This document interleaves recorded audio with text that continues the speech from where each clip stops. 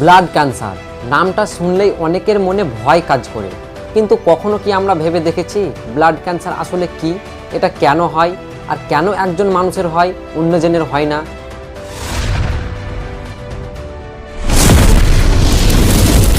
আমাদের শরীরে রক্ত শুধু লাল কোনো তরল নয়, এটা জীবনের একটি গুরুত্বপূর্ণ অংশ।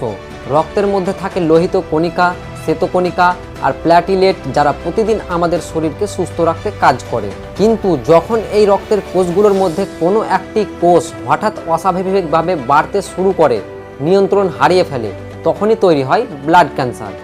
কিন্তু এটা কেন হয়? সত্যি বলতে এর একটা কারণ নেই। কখনো জিনগত কারণ, কখনো পরিবেশগত কারণ, কখনো ক্ষতিকর রাসায়নিক, রেডিয়েশন বা শরীরের ভেতরের কিছু পরিবর্তন, এসব মিলেও হতে পারে। তবে সবচেয়ে গুরুত্বপূর্ণ কথা হলো, সবসময় এর পেছনে কারো কোনো ভুল থাকে না। অনেকেই ভাবেন আমি তো ভালো ছিলাম, আমার কেন হলো? আসলে অনেক রোগের মতো ব্লাড ক্যান্সারও কখনো কখনো কোনো স্পষ্ট কারণ ছাড়াই হতে পারে। কিন্তু ভয় পাওয়ার কিছু নেই। আর চিকিৎসা বিজ্ঞানের উন্নতিতে অনেক ধরনের ব্লাড ক্যান্সারের চিকিৎসা সম্ভব এবং অনেক মানুষ সুস্থ জীবনেও ফিরে এসেছেন। তাই সচেতন হন।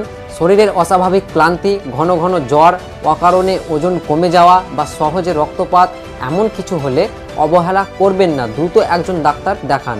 কারণ সচেতনতা মানেই প্রথম সুরক্ষা।